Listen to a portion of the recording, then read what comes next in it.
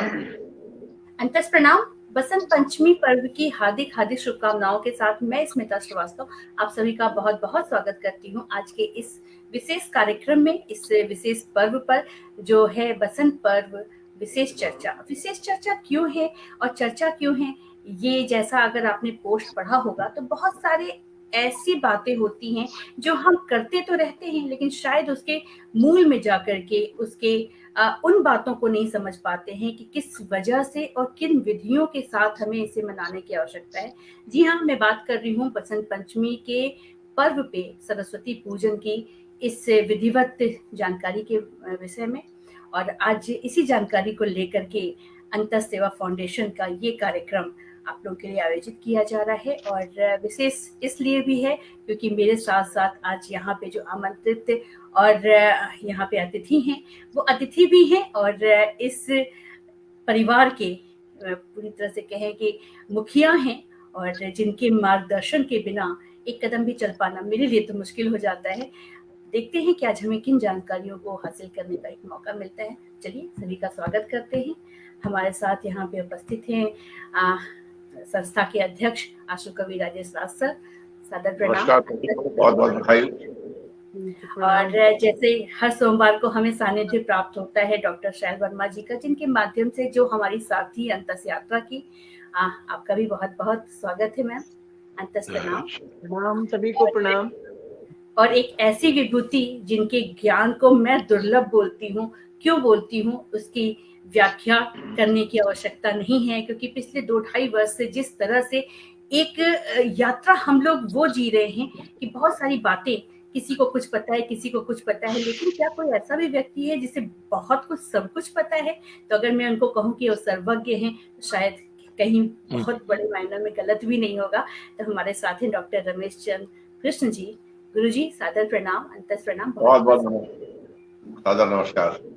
तो आज के इस विशेष पर्व को बहुत ही अच्छे से लेकिन सबकी नजर में किसी दिन को लेकर के एक अलग मान्यता होती है। बचपन की कुछ यादें होती हैं, कुछ बातें होती हैं, उससे जुड़ी हुई बहुत सारी रोचक यादें भी होती हैं। तो चलिए हम लोग शुरू करेंगे।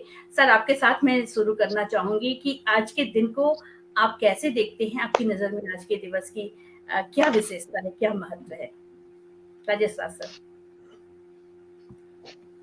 बहुत बहुत धन्यवाद स्मिता। और सबसे पहले इस पटल पे मौजूद आदरणीय शैल वर्मा जी, आदरणीय यादव जी, रमेश जी और जो भी दर्शक इसे देख रहे हैं, हमारे अंतस फाउंडेशन के सदस्य, प्रशंसक, नियमित दर्शक, सबको बसंत पर्व की बहुत बहुत बधाई, हार्दिक शुभकामनाएं। और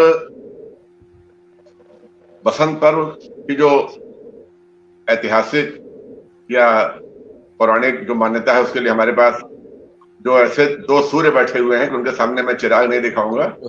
और आप ये मानिए कि मैं अंतस परिवार मैं केवल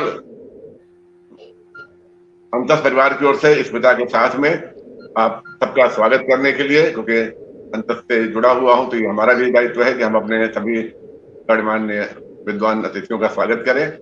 और एक बात जरूर स्मिता ने पूछा है कि अंतस मेरे लिए क्या है, तो अगर मैं इसको 2 वाक्य में कहना चाहूं तो बने साल भर अनवरत गीत गजल और छंद। बने साल भर अनवरत गीत गजल और छंद, माँ से होता आज है सालाना अनुबंध। तो माँ शारदा से हमारा एनुअल जो अनुबंध है, कॉन्ट्रैक्ट है, उसका मैं बसंत पंचमी को उसके रिन्यूअल का दिन मानता हूँ। उसके क्योंकि जो अक्षर है वो अक्षर भी माँ रचती हैं, अक्षर शब्द बनता है वो भी माँ शारदे की कृपा से होता है, शब्द वाक्य बनते हैं वो भी माँ शारदे की कृपा से होता है, जिसे उर्दू में लोग बहर कहते हैं। आप किसी भी गीत मुक्तक छंद का उसी मात्रा में, उसी वाक्य में केवल 2 शब्द इधर से इधर, इधर उधर कर दीजिए, सारा क्रम भंग हो जाएगा, कविता खत्म हो जाएगी। तो शब्द का स्थान भी इस स्थान पर हो, यह माँ शारदा की कृपा से ही होता है। और वाक्य से कविता बनी या मंत्र बना वो भी माँ शारदा की कृपा से है। और सबसे बड़ी बात ये कि शब्द भी बन गया, वाक्य भी बन गया, कविता भी बन गई, लेकिन कविता में भाव पक्ष जो है, सब लोग एक ही विषय पर कविता लिखते हैं, किसी कविता रुला देती है, किसी कविता ऊपर से निकल जाती है। ये शब्द सारी चीजें माँ की, तो इसलिए माँ से जो हमारा अनुबंध है वो भक्त का भी है, साधक का भी है, याचक का भी है। और इसीलिए जब कोई सम्मान मिलता है कहीं पर तो मुझे बहुत ही शर्म आती है, संकोच होता है ये सोच के कि जैसे कहा था कि देने वाला कोई और है और लोग हमारा नाम लेते हैं तो फिर हम ताते नीचे नैन। तो जब सम्मान कोई मिलता है तो मैं सोचता हूं कि ये सारी चीजें हैं जिसके लिए सम्मान मिल रहा है वो कुछ मेरा नहीं। मैंने इसे इस रूप में भी कहा था कि शब्द स्वर ज्ञान सारा मैया का, नाद संधान सारा मैया का, तो मैं तो पाने का एक जरिया हूं, ये मान सम्मान सारा मैया का। तो जो कुछ भी है वो माँ का दिया हुआ है, माँ शारदा का। और हम उन्हें माता जी के रूप में भी, क्योंकि शक्ति आदि शक्ति एक ही है, किसी भी रूप में उसको याद करिए। और लल्ला आवाज कम करती है, आवाज कम आ रही है? अच्छा नहीं ज्यादा आ रही थी। ठीक आ रही है, आप बोलो। माँ की दी हुई आवाज है और कुछ ज्यादा ही मिली है हमको, तो मैं धीरे भी बोलता हूँ तो अरे कई बार तो ठीक बोल रहा है। कई बार तो ऐसा होता है कि लोग कहते हैं डांट क्यों रहे हैं, मैं क्या डांट नहीं रहे हैं, कह रहे हैं केवल जो है। लेकिन हाँ, जो अभी हमने 4 पंक्तियां पढ़ी उससे मैं इस अपराध बोध से बरी हो जाता हूँ कि आवाज तेज है तो माँ ने दी है, हम क्या करें। जब सारा प्रेम आपको है तो फिर नहीं, स्मिता जी की आवाज भी तेज आ रही थी, आप ही की नहीं। अच्छा ठीक है। स्मिता पर माँ से प्रार्थना करता हूँ कि स्मिता पर उनकी कृपा बनी रहे। जो प्रत्यर्पण मति है उसकी, जो सूझ है, जो प्रवाह है उसके बोलने में, और जिस तरह से संचालन करती हैं कि ये अंतर फाउंडेशन का जो पूरा प्रकाश है, क्योंकि गंगा उतार देना दूसरी बात है और गंगा को नियंत्रित करके प्रवाहित करना वो दूसरी बात है। तो स्मिता के बलबूते में ये बहुत ही प्रतिभा उसकी है और माँ शारदा की कृपा बनी रहे उस पर। तो आज के इस दिन मैं माँ वाणी की वंदना करके और फिर सोचता हूँ कि जो हमारे विद्वान हैं उनसे हम लोग ज्ञान लें। अच्छा, आदरणीय रमेश चंद जी, माँ वाणी की वंदना की भी एक अलग कहानी है। जी जी। विद्यार्थी जीवन में जब कहीं सांस्कृतिक कार्यक्रम वगैरह होता था, जैसे आपने आवाज की बात आई, तो स्कूल के अध्यापकों ने भी मेरी आवाज नोटिस कर ली थी। तो जब कोई भी सांस्कृतिक कार्यक्रम हो, एनुअल फंक्शन हो या कुछ भी हो, तो मेरा नाम वो दे दें कि तुमको तो कुछ सुनाना है। तो जैसा होता है पहले कि क्या कुंदन निराला की, क्या कुंदन तुषारहार वरदे वीणा वादनी, सारे लोग पढ़ते थे। और मैं समझता हूँ कि 1 दशक तक तीसरी वंदना नहीं पढ़ी गई, बस ये 2 वंदना ही पढ़ी गई। तो फिर जब मैं थोड़ी समझ आई, जब कविता वगैरह लिखने लगा, 1978 की बात है, तो मैंने कहा कि माँ के चरणों में जूठे फूल क्यों चढ़ाए जाए। मतलब अगर माँ की वंदना करनी है तो अपने शब्दों से क्यों न की जाए। और 1978 में मेरी पहली किताब प्रकाशित हुई, तो उस किताब के लिए भी एक वंदना जरूरी थी। तो मैंने पहली वंदना लिखी 1978 में। जब अगला वर्ष आया और फिर बसंत पंचमी के दिन पूजा करने बैठा, तो अपनी वंदना को मैंने कहा ये तो बासी हो गई, पर साल की है। इस साल कुछ माँ दे तो ताजे फूल चढ़ाए जाएं। और ये माता पिता का आशीर्वाद, लोगों की शुभकामना ऐसी फलित हुई कि फिर ये जो माँ से जिद करने वाला, हमने भी कहा ना, जो सिलसिला चल निकला और हर साल माँ से एक नई वंदना मिलती थी। और आज मैंने सवेरे अपनी 46वीं या 47वीं जो भी क्रम बना हो, प्रति वंदना लिखी है। तो ये लगातार हर साल माँ के चरणों में एक नई वंदना का सौभाग्य मिलता है। क्या बात है, बहुत बढ़िया। अभी मैं आपको एक वंदना, ये आज की नहीं है, ये पहले की है, क्योंकि आज वाली अभी लिखी गई है वो उतनी रवानी हुई है, सुना रहा हूं। वीणा वादिनी मातु शारदे, मेरे मन को झंकृत कर दे। वीणा वादिनी मातु शारदे, मेरे मन को झंकृत कर दे। तू अपने प्रकाश से मेरा अंतर मन आलोकित कर दे। वीणा वादिनी मातु शारदे, मेरे मन को झंकृत कर दे। तेरे श्वेत वसन सा मन हो, हृदय हमारा कमलासन हो। तेरे श्वेत वसन सा मन हो, हृदय हमारा कमलासन हो। अपने सरल हृदय भक्तों को कीर्तिमान धरती अंबर दे। वीणा वादिनी मातु शारदे, मेरे मन को झंकृत कर दे। मन में नूतन भाव मुझे दे, करुणा युक्त स्वभाव मुझे दे। मन में नूतन भाव मुझे दे, करुणा युक्त स्वभाव मुझे दे। मेरे लेखन को नव गति दे, मेरी वाणी को नव स्वर दे। वीणा वादिनी मातु शारदे, मेरे मन को झंकृत कर दे। वीणा वादिनी जग के दुखों से जब घबराए, माँ हम शरण तुम्हारी आए। जग के दुखों से जब घबराते, माँ हम शरण तुम्हारी आते।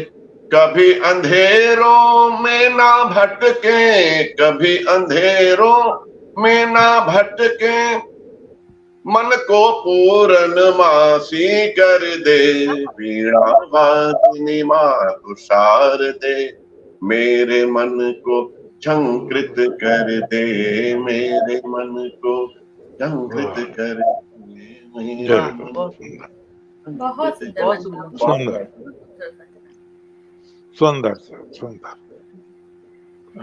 बिल्कुल, काव्य के हर रस, हर छंद, हर लय, हर ताल अगर माँ शारदे की कृपा के बिना तो संभव ही नहीं है। और निश्चित रूप से ये कृपा ही कही जाएगी कि जिस तरह से आपने 46-47 हर वर्ष रचना रची, 78 से लेके 1978 से जो ये क्रम चल रहा है वो चलता आ रहा है। तो मुझे लगता है कि आगे अनवरत ये जारी रहे। हमारे साथ बहुत सारे लोग जुड़े हुए हैं यहाँ पे दर्शक के रूप में। प्राची राज जी हैं, रश्मि कुलश्रेष्ठ जी हैं, रमा त्यागी जी हैं और भूपेंद्र राघव जी हैं, और भी कुछ कमेंट्स हैं जो निकल गए ऊपर।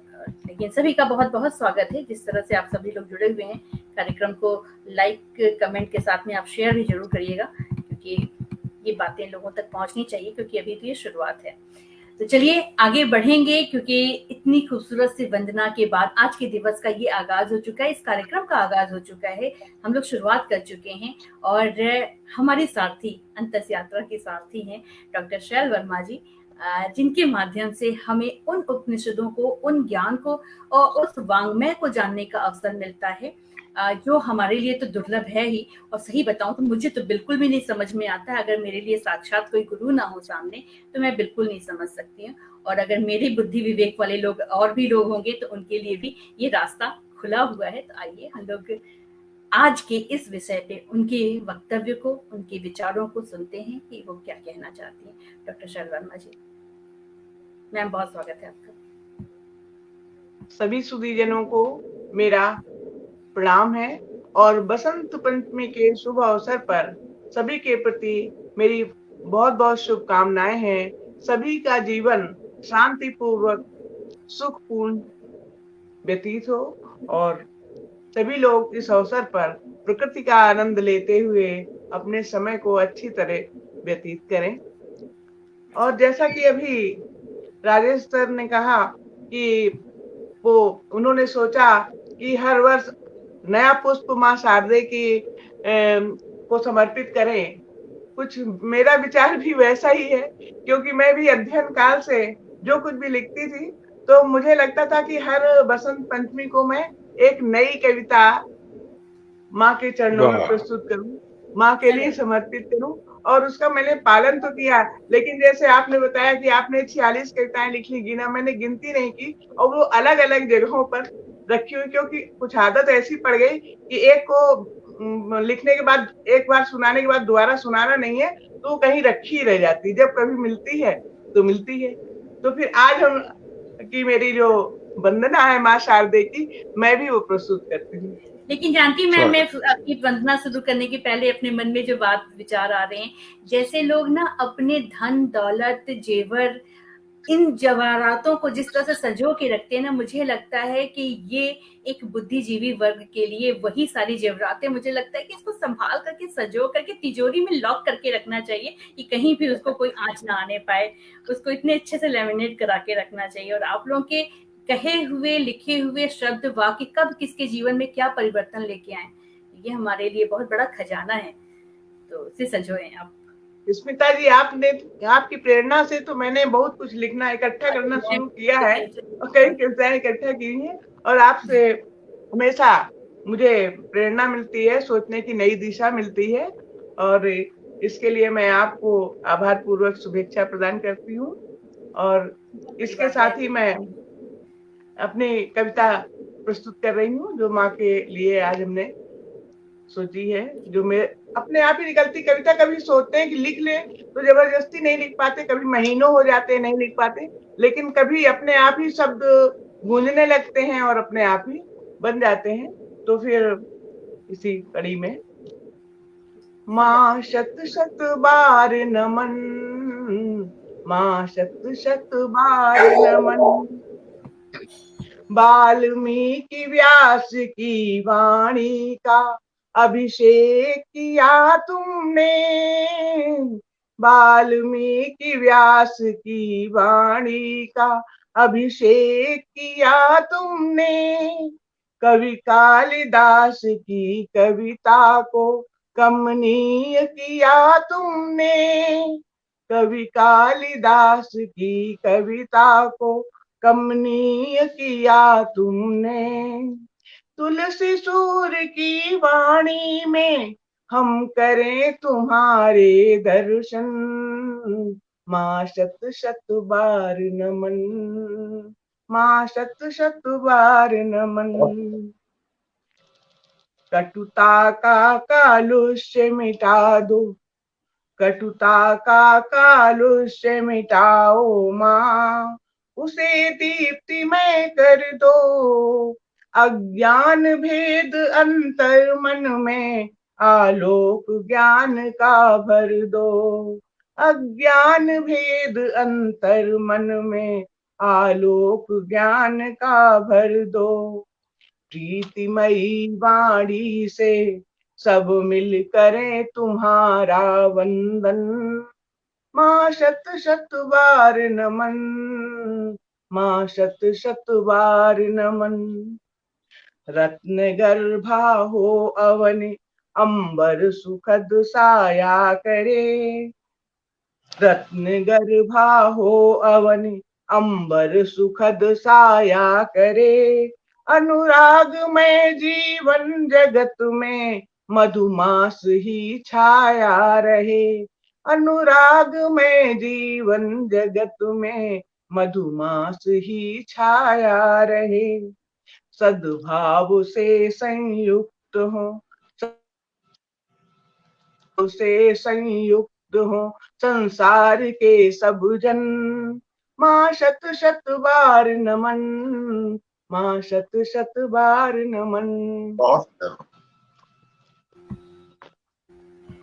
माँ शत शत बार नमन, जय माँ शारदे। और बहुत ही खूबसूरत ये भी वंदना, और निश्चित रूप से मैंने जैसे कहा ना कि ये सब खजाने हैं हमारे लिए, और जिसे संभाल करके संजो करके रखने की आवश्यकता है। तो मैम, आज का ये जो दिवस है, चूंकि आप संस्कृत की रिटायर्ड प्रोफेसर रह चुकी हैं, पूरे जीवन आपने बालिकाओं को पढ़ाया है। संस्कृत का विषय एक ऐसा है कि जो आम जन में, जो कभी एक समय था कि वैदिक काल में यही हमारी मुख्य भाषा थी, लेकिन आज के समय में इसे समझ पाना लोगों के लिए दुर्लभ है। तो ऐसे में आपकी नजर में ये बसंत पर्व सरस्वती पूजन के लिए ही क्यों उपयुक्त है, या फिर इस विषय पे अगर आप कुछ जानकारी देना चाहें तो आपसे विनती है, बताइए। वैसे तो आज मैं विद्यार्थी के रूप में बैठी हूँ, क्योंकि परम ज्ञानी हमारे भाई बंधु बैठे हुए हैं और मैं उनसे आज बहुत कुछ सीखूंगी, ये सोच के बैठी हूँ। लेकिन स्मिता जी, आपकी इच्छा है तो मैं कुछ 2-4 शब्द अपने प्रस्तुत कर रही हूँ जी। देखिए, हमारे भारत में 6 ऋतुएं होती हैं, ये सभी हम जानते हैं। ग्रीष्म, वर्षा, शरद, हेमंत, शिशिर और उसके बाद बसंत। तो वसंत ऋतु के दिन सरस्वती माँ का प्राकट्य दिवस माना गया है और एक पौराणिक कथा है जिससे आप सभी लोग परिचित ही हैं। जो आज के बच्चे हैं उनके लिए मैं बता देती हूँ, उनका ध्यान दिला देती हूँ कि जब ब्रह्मा जी ने पूरी सृष्टि की और सृष्टि तो बना ली, लेकिन उसमें कोई स्पंदन नहीं, कोई आवाज नहीं, पूरी सृष्टि बनी है, तो ब्रह्मा जी को अच्छा नहीं लग रहा। तो कहे कि तो कुछ कमी जरूर है, लेकिन समझ नहीं पा रहे थे कि क्या कमी है। तो उन्होंने विष्णु जी को याद किया, विष्णु जी से कहा कि मैंने सृष्टि तो पूरी रच दी, लेकिन इसमें पता नहीं कौन सी कमी है जो मुझे खल रही, लेकिन मैं समझ नहीं पा रहा हूँ कि इसमें क्या कमी है। तो विष्णु जी ने कहा कि ठीक है, तुम शक्ति की उपासना करो तो तुम्हें उत्तर मिल जाएगा। तो उन्होंने शक्ति की उपासना की, तो कहते हैं शक्ति स्वरूपा माँ प्रकट हुई और उन्होंने कहा कि सरस्वती देवी, उन्होंने अपने तेज से सरस्वती को उत्पन्न किया और ब्रह्मा जी से कहा कि यही तुम्हारी शक्ति है और इनसे तुम्हारी समस्या दूर हो जाएगी। वो माँ 4 भुजाओं में, एक में वेद लिए हुए हैं, एक में वीणा लिए हुए हैं, एक में कमल का पुष्प लिए हुए हैं, एक से आशीर्वाद दे रही हैं। तो उन्होंने, ब्रह्मा जी ने कहा आपके हाथ में क्या है, आप इससे इस सृष्टि को जो है सफल बना दीजिए, सृष्टि बहुत सूनी सूनी सी लग रही है।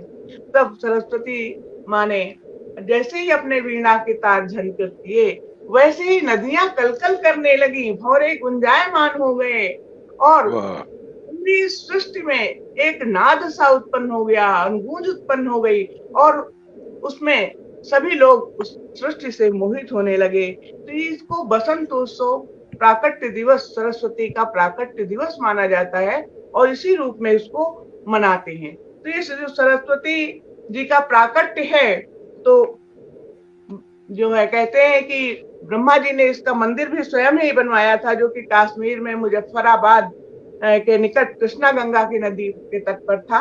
और सरस्वती जी के कई नाम प्रचलित हैं जिनसे हम लोग परिचित हैं, फिर भी वाक, वाणी, गी, गिरा, गौ, भाषा, शारदा, वागेश्वरी, धीश्वरी, ब्राह्मी, वाग देवता, वाग्मयी, वाग्देवी, भारती इत्यादि अनेकों नाम से हम इन्हें याद करते हैं।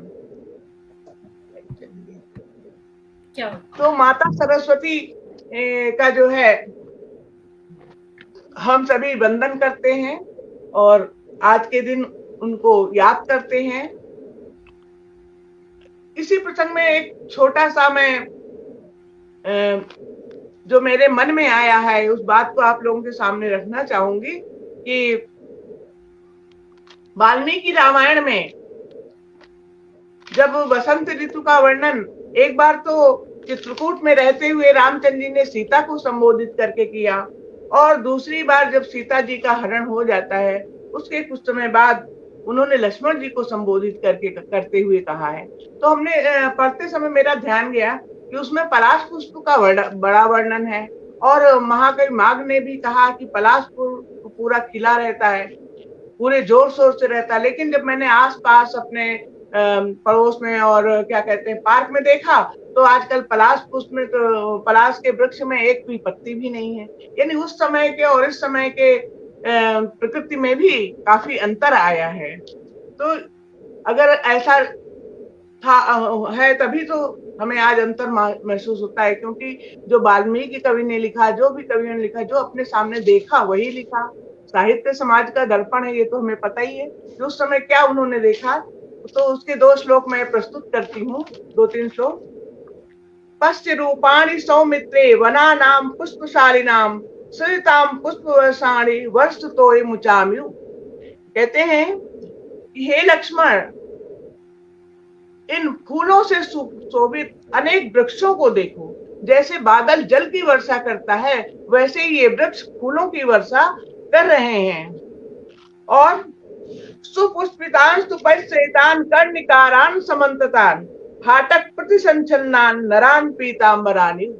और जो कनेर के फूल हैं वो इतने अधिक फूल से घिरे हुए हैं, इतने फूल से लदे हुए हैं चारों ओर से, कि ऐसा लगता है कि कोई पुरुष स्वर्णिम आभा वाले पीले वस्त्र को धारण करके खड़ा है।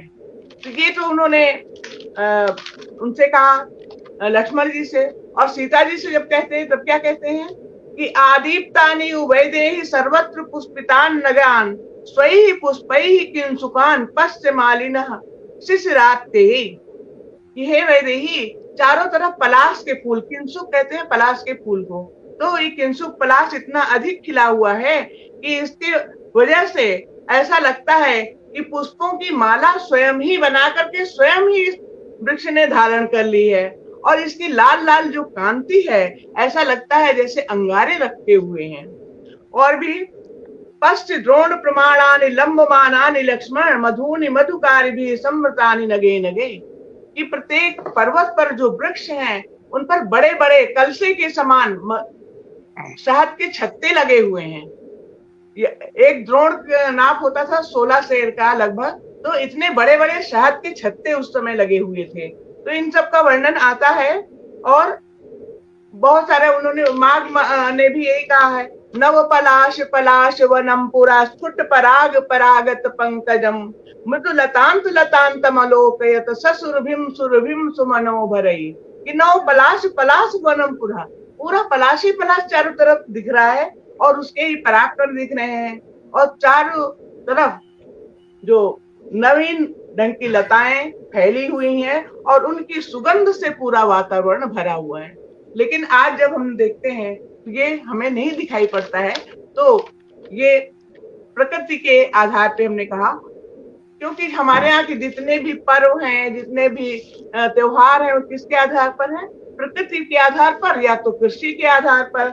और जो हमारी संस्कृति ही प्रकृति और कृषि से जुड़ी हुई है। तो किसान इस दिन को श्री पंचमी के रूप में भी मनाते हैं, क्योंकि धरती का असली श्रृंगार जो है वो फसलों से ही होता है। तो इस प्रकार से, और जो ये बसंत पंचमी का एक और महात्म्य है कि इस समय सूर्य के सामने धरती आ जाती है, तो जिससे उसका प्रकाश और ऊष्मा पृथ्वी के को भली प्रकार मिलने लगते हैं। तो ना अधिक शीतलता रहती है, ना अधिक गर्मी रहती है, ना ही वर्षा का प्रकोप रहता है।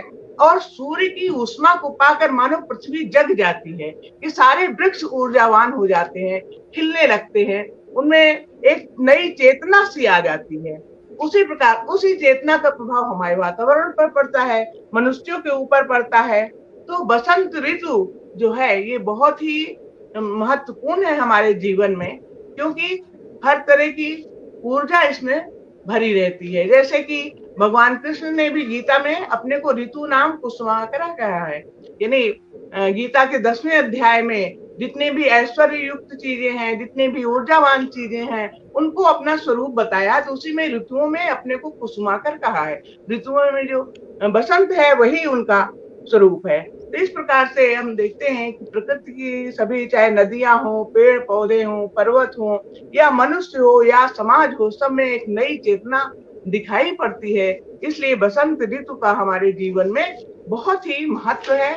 और हमें मैं महाकवि कालिदास के श्लोक से अपने वाणी को विराम दे रही हूँ, क्योंकि मुझे क्या है, आज मुझे सुनने का शुभ अवसर प्राप्त हुआ है। तो द्रुमा सपुष्पा सलिलम सपद्मम त्रियः सकामा पवनो सुगंधी सुखा प्रदोषा दिवसश्च रात्रि सर्वम प्रियम चारुतरम बसंते। इस बसंत में सब कुछ सुंदर ही सुंदर है, कुछ भी सुंदर नहीं है, क्योंकि द्रुमा सपुष्पा सारे वृक्ष लद गए हैं, सलिलम सपद्मम, और जो सरोवर का जल है पहले बरसात में गंदा रहता था वो कमल से युक्त हो गया है, और स्त्रियां काम युक्त हो गई हैं। पवन सुगंधी, वायु जो है शीतल मंद सुगंध से पूर्ण हो गई है। और चाहे प्रदोष काल हो, चाहे दिवस हो, चाहे रात्रि हो, सभी सुख कर हैं। ऐसे सुंदर बसंत ऋतु को सभी चाहते हैं और ये सभी को प्रिय है। ऐसे बसंत ऋतु को और बसंत के जो स्वामी हैं उनको मैं प्रणाम करती हूँ। और अब मैं अपनी वाणी को विराम देती हूँ, क्योंकि आज मुझे सुनने की बहुत इच्छा है आप लोगों की। बहुत ही मुश्किल से ये संयोग बनता है कि हम विद्वत जनों के साथ बैठने का अवसर पाते हैं। धन्यवाद सभी को, बहुत धन्यवाद। बहुत बहुत धन्यवाद। और जब बात आती है आदरणीय रमेश चंद्र जी सुनने की, तो मन करता है कि वो भी पूछ लो जो नहीं पूछना चाहिए या तो किसी ने नहीं पूछा। आज के दिन ही राजा भोज का जन्म भी हुआ था और उनके जन्म के उत्सव में जो है एक प्रीति भोज का आयोजन किया गया था। अब ये प्रीति भोज जो शब्द है वो भोजन से जुड़ा है कि भोज से जुड़ा है? क्योंकि उसी समय से चलन हुआ है, लगता है प्रीति भोज देने का। वाह, सारी बातें भी हमें पता चलेंगी, लेकिन मैं भी जब मैम को सुन रही थी और ये आपको मैं सुन रही थी तो मेरे मन में चल रहा था कि हर चीज अपने आप में कितनी संपूर्ण होती है ना। आज का भी ये जो पल है, हम लोग यहाँ बैठे हैं तो मुझे इतना अंदर से अच्छा महसूस हो रहा है। मैं यहाँ नोएडा में हूँ, गुरुजी मुरादाबाद में बैठे हैं, मैम वहाँ लखनऊ में है, आप गोरखपुर में। तो टेक्नोलॉजी को मैं जितनी बार भी धन्यवाद देती हूँ तो मुझे लगता है कि हम लोग उसका सर्वश्रेष्ठ या पता नहीं, लेकिन उसके इर्द गिर्द आस पास कहीं रहने का एक काम कर रहे हैं। इससे अच्छा सदुपयोग नहीं हो सकता है कि अलग अलग जगह पे अपने घर में रहते हुए उनके ज्ञान, उनके दुर्लभ ज्ञान को हम लोगों तक पहुंचाने का काम कर रहे हैं। मैम ने बहुत खूबसूरत सी बातें बताई हैं और आपका ये प्रश्न, ये चीजें, प्रश्न तो पता नहीं क्या है ना कि गुरु जी जैसे ही सामने आते हैं हमारे अंदर में बहुत सारी कौतूहल आने लगते हैं, बहुत सारे प्रश्न अपने आप स्वतः जन्म लेने लगते हैं। मैं तो खूब सारे प्रश्न करती हूँ, कभी फोन पे कभी ऑनलाइन ऐसे। तो अब हम उधर बढ़ रहे हैं जहाँ से इस पूरे ज्ञान का स्रोत भी उजागर होता है। और आज इस दिवस में पूर्णतः हम लोग जानकारी हासिल करेंगे, ज्ञान हासिल करेंगे। डॉक्टर रमेश चंद्र कृष्ण जी, गुरु जी आपको सुनना है। ओम पते व्रतम चरिष्या तच्छकेयं तन्मे राध्यता इदं वर्ता सत्यं ओम शांति शांति शांति। वस्तुतः ये सौभाग्य का दिन है, विषय भी है। इतने अच्छे अच्छे लोग एक साथ यहाँ जुड़े हुए हैं हम लोगों से, और बसंत पंचमी का अवसर है, बहुत शुभ अवसर है। हमारी संस्कृति में उत्सव, पर्व, त्योहार ये बहुत बड़ी भूमिका निभाते हैं। जब आप इकबाल की ये पंक्ति पढ़ते हैं, यूनान मिस्र रोमा मिट गए सब जहां से, कुछ बात है ऐसी की हस्ती मिटती नहीं हमारी। तो यही तो रोक रहे हैं। ये जो पर्व हैं, जो त्योहार हैं, उत्सव हैं, इनकी माला हमारी रक्षा कर रही है। और कितने आक्रांत आए, कितने अत्याचार हुए, लेकिन वो इस माला को भंग नहीं कर सके। एक जगह मैं पढ़ रहा था मदन मोहन मालवीय जी को, और ये एक बार कह भी चुका हूं मैं। मालवीय जी के सामने गवर्नर जनरल था लॉर्ड लिनलिथगो, और कुंभ का मेला था। तो वो बोला, मालवीय जी यहाँ तो लाखों लोग आए हुए हैं, पूरे भारत का प्रतिनिधित्व, विदेश से भी आते हैं लोग, तो आपका तो बहुत पैसा खर्च हो गया होगा इसमें। तो कितना पैसा खर्च हो गया और आप कहां से इकट्ठा करा आपने? क्योंकि विश्वविद्यालय के लिए भीख मांगी उन्होंने बहुत ज्यादा। तो मालवीय जी ने कहा, नहीं इसमें तो पैसा खर्च नहीं हुआ, कुंभ में पैसा हमारा कोई खर्च नहीं हुआ। उन्हें आश्चर्य हुआ, ये कैसे हो सकता है, सारे भारत से कोने कोने से लोग आए हुए हैं। तो उन्होंने कहा, जब आप पूछ ही रहे हैं तो एक आना खर्च हुआ। अब वो गवर्नर जनरल बड़े आश्चर्यचकित हुए। एक आना खर्च हुआ? बोले हाँ। जो पंचांग निकलते हैं हमारे, पंचांग में लिखा रहता है इस तिथि में कुंभ मेला है। कहाँ का है ये भी लिखा रहता है। और जो भी पढ़ता है, सुनता है, पूछ लेता है, वो चाहे उत्तर का हो, दक्षिण का हो, पूर्व का हो, पश्चिम का हो, नीचे रहता हो, तल में रहता हो, हिमालय पर रहता हो, बिना बुलाए चले आते हैं। तो उसे लगा ओहो, ये है भारत की संस्कृति की कालजयता का प्रतीक। जो अजय है ये संस्कृति, ये उसका प्रतीक है। मैं एक बार सुन रहा था, जगजीवन राम जी किसी काव्य सम्मेलन की अध्यक्षता कर रहे थे, तो मुझे एक बार सुनने का अवसर मिला था जगजीवन राम जी को 1975 में दिल्ली में। अंतरराष्ट्रीय उत्सव था, आर्य समाज के शताब्दी वर्ष था, 100 वर्ष हो रहे थे आर्य समाज को। तो उसमें मैंने उनको सुना, जगजीवन राम जी को। तो मैं नहीं कहता आपने उनको सुना या क्या पसंद किया, नहीं। मुझे सबसे अच्छा भाषण जगजीवन राम जी का लगा। बहुत सधे हुए शब्द, बहुत सुंदर शब्द। आप देखो, अब तो कोई चीज छिपी नहीं है। मैं अभी देख रहा था विधानसभा का, लखनऊ का, तो बोलते तो सब हैं, लेकिन ये प्रतापगढ़ के जो राजा भैया हैं, इनसे अच्छा कोई नहीं बोलता, मैंने देखा। एक एक शब्द सधा हुआ, और जैसे कोई बहुत गंभीर दृष्टा बोल रहा हो। ईश्वर ने व्यक्तित्व भी अच्छा दिया है। उनका एक सेंटेंस मुझे बहुत प्यारा लगा। भाषण सारा अच्छा था उनका।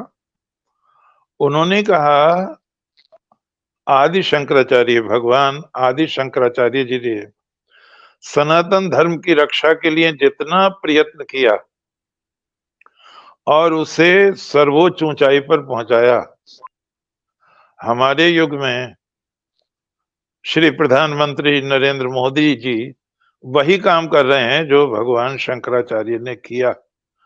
तो मुझे ये महसूस हुआ कि जिसकी आध्यात्मिक अप्रोच नहीं होगी, वो शंकराचार्य का उदाहरण नहीं दे पाएगा। वो गांधी पे ही रुक जाएगा, वो नेहरू पे रुक जाएगा, लोहिया जी पे रुक जाएगा। इससे परे तो वो हो जाएगा जिसकी मूल तक पहुंच होगी। तो मैं उनका अध्यक्षता की बात कर रहा था, ये तो वहां की बात है, अध्यक्षता। तो उन्होंने कहा, कवियों के सम्मान में, एक चित्रकार जब चित्र बनाता है तो उसे कैनवास, पर्दा चाहिए, पेंसिल चाहिए, ब्रश चाहिए, रंग चाहिए, समय चाहिए, तालमेल बैठाए वो। लेकिन ये कवि का कौशल है, बिना ब्रश के, बिना कलम के, बिना रंग के, बिना पर्दे के वो कविता बना देता है। इसीलिए जहां न पहुंचे रवि, वहां पहुंचे कवि। और यजुर्वेद में परमात्मा को कवि कहा गया है। बहुत सुंदर ढंग से परमात्मा को कविर मनीषी, कवि और मनीषी दोनों कहा गया है। तो जो लोग कवि हैं, जो लोग कविता करते हैं, उन पर परमात्मा का बहुत अनुग्रह है। एक बात मैं यहां कहूं आपसे, बहन जी ने भी कहा, शैल वर्मा जी ने भी, और राजेश जी ने भी कहा कि मैं हमेशा नई नई स्तुति रचता हूं, नई प्रार्थना रचता हूं। बहुत अच्छी बात है, लेकिन मैं इतना निवेदन करूं आपसे कि कभी कभी ऐसा होता है कि जो आज रच दिया वो सनातन हो जाता है, युगों तक रहता है वो। जिस समय 1875 में बंकिम चंद्र चट्टोपाध्याय जी ने वंदे मातरम गीत लिखा, तो कोई पास बैठे हुए थे, उन्होंने कहा ये क्या है, कौन जानेगा, संस्कृत में है ये, आगे बांग्ला में भी है। तो उन्होंने दराज में रखते हुए कहा इसे वंदे मातरम गीत को, एक दिन आएगा तब तुम्हें पता चलेगा। और हम और आप सब जानते हैं वंदे मातरम गीत अमृत मंत्र हो गया, उस मंत्र से ही हम आजाद हुए हैं। और एक विद्वान ने लिखा है कि सबसे अधिक प्रभाव धर्म ग्रंथों का होता है, लेकिन वंदे मातरम गीत का प्रभाव वेदों से भी आगे पहुंच गया, धर्म ग्रंथों से भी आगे पहुंच गया। तो परमात्मा कभी कभी कवि पर इतनी कृपा करता है कि उसने जो बोल दिया, उसने जो लिख दिया, वो अनंत हो जाता है, असीम हो जाता है। अक्षर का ये भी तो अर्थ है नाश ना हो, वो अक्षर हो जाता है, शब्द ब्रह्म हो जाता है। तो मुझे जगजीवन राम जी की ये बात बहुत प्यारी लगी। मैं आपसे निवेदन करूं, 1835 ईस्वी में एक महापुरुष पैदा हुए, श्रद्धाराम फिल्लौरी। फिल्लौर गांव है उनका पंजाब में, श्रद्धाराम उनका नाम था। कथावाचक थे, उपन्यास भी लिखे उन्होंने, थोड़ा इतिहास भी लिखा है। तो उन्हें प्रभु से प्रेरणा मिली आरती लिखने की। तो 1870 में जब वो 35वें वर्ष में थे, तो उन्होंने ये आरती लिखी, ओम जय जगदीश हरे, भक्त जनों के संकट क्षण में दूर करे। आप और मैं कहीं भी चले जाएं, कितनी भी आरती हो, मेरा अनुभव है, ये जरूरी नहीं आप उससे सहमत हो, जब तक ओम जय जगदीश हरे की आरती नहीं होती तो लगता है कुछ कमी रह गई, कुछ कमी रह गई। आप 1870, 1970, 100 साल और 30, 154 साल हो गए, जवाब नहीं है उसके जोड़ की कोई आरती रची ही नहीं जा रही है। ठीक इसी तरह जब कोई वक्ता नाराज हो जाता है, कोई कवि नाराज हो जाते हैं कि मुझे समय कम मिला है, हो जाता है सब, मुझे समय कम मिला है, मैं क्या बोलूंगा। तो मैं बहुत प्यार से उनसे कहता हूं, आप अपनी नॉलेज में इजाफा करें, अपनी जानकारी में बढ़ोतरी करें। दुनिया का, भारत का नहीं करें, दुनिया का सर्वश्रेष्ठ भाषण मात्र 3 मिनट का है, और वो स्वयं विवेकानंद का है, और उसकी जयंती मनाई जाती है। किसी भाषण की जयंती नहीं मनाई जाती, आप देखो, विवेकानंद के भाषण की जयंती मनाई जाती है। तो वो जो शब्द हैं, यहां मैं आप सबको प्रणाम करते हुए ये भी कहूंगा, विवेकानंद जी ने कहा है, निरे शब्द में क्या है, जब तक उसमें आपके चरित्र की शक्ति ना हो। बहुत बड़ी बात कही है परमहंस रामकृष्ण जी ने। देखो, विद्या में तो बड़ी शक्ति है, लेकिन चरित्र के बिना लंगड़ी है। विद्या में तो बड़ी शक्ति है, चरित्र के बिना लंगड़ी है। गिद्ध बहुत ऊंचा उड़ता है, बहुत दूर तक देखता है, ये उसकी विद्या है, लेकिन देखता क्या है, लाश को देखता है और नोच कर खाता है, ये उसका चरित्र है। तो कविता हो, लेख हो, उद्धरण हो, ये उन्हीं के प्रसिद्ध होते हैं, उन्हीं के स्वर्ण अक्षरों में लिखे जाते हैं, जिन शब्दों के पीछे वक्ता की चरित्र की शक्ति होती है। कब वाल्मीकि रामायण लिखी गई है, कब महाभारत लिखा गया है, कब भगवान का उपदेश हुआ है, ये परमात्मा की बड़ी कृपा है। मैं पढ़ रहा था, भगवान कृष्ण के से 8 शक्तियां प्रादुर्भूत हुई और उसमें सरस्वती उनके कंठ से निकली। तो भगवान का कंठ तो वैसे सुरीला है, बंशी वादन, अनाहत नाद है वो। तो ये इसकी उत्पत्ति यहां से, मैं इस समय एक चीज याद आ रही है मुझे, वो बहुत जरूरी है बतानी आपसे सबसे। एक बहुत गलत बात जुड़ गई है हमारे साथ, हमारी क्या कहूं, जानकारी के साथ कहो, उसे बहुत प्यार से आप समझें और दूसरों को भी बताएं। वो ये बात हो गई है कि एक तरफ तो सरस्वती पुत्री है ब्रह्मा जी की, दूसरी तरफ उन पर आरोप है कि उन्होंने उसके साथ बलात्कार किया। ये बात बिल्कुल गलत है, न समझने के कारण ऐसा हुआ है। आप महर्षि दयानंद सरस्वती का प्रातः स्मरणीय, अर्चनीय, वंदनीय महात्मा ऋषि दयानंद सरस्वती का सत्यार्थ प्रकाश पढ़ें, वहां इसका आप समीक्षा देखें। उन्होंने कहा नहीं, आप लोग गलत समझ रहे हैं, और इसको आगे बढ़ाया। एक बहुत बड़े विद्वान हुए, 101 वर्ष की उम्र हुई उनकी, वो भी आर्य समाजी थे, दामोदर सातवलेकर महाराज। गीता पर उनका विश्व प्रसिद्ध कार्य है। तो दामोदर सातवलेकर जी ने बड़ा आगे बढ़ाया दयानंद जी के बात को कि प्रजापति नाम ब्रह्मा का और प्रजापति नाम राजा का, बहुत ध्यान से, और राजा पर नियंत्रण रखती थी दो संस्थाएं, और वो उसकी दुहिता कहलाती थी। अब लड़की को, कन्या को दुहिता क्यों कहते हैं ये भी जाने, वही दूध दूती थी प्राचीन काल में, वैदिक काल में, इसलिए उसका नाम दुहिता पड़ गया। कुछ कहावतें भी बनी उसके लिए, दुहिता दूरे हिता, लड़की जितनी दूर भी आई जाएगी उतना ही ज्यादा सम्मान मिलेगा। कुछ कहावतें भी बनी, घर जमाई हो जाते थे लोग, कोई बुरा ना माने, कोई, मैं नहीं समझता, कोई इस दृष्टि से नहीं कह रहा मैं, तो वो तो बिल्कुल सम्मान खतरे में पड़ जाता है। बिहारी कवि का बहुत प्रसिद्ध दोहा है, आवत जात न जानियत तेज हई तज सियरान, घर जमाई लो घटियो खरो पूस दिन मान। यानी जाड़े सूर्य का ताप जैसे कम हो जाता, सिकुड़ जाता है, घर रहने वाले जमाई का सम्मान नष्ट हो जाता है।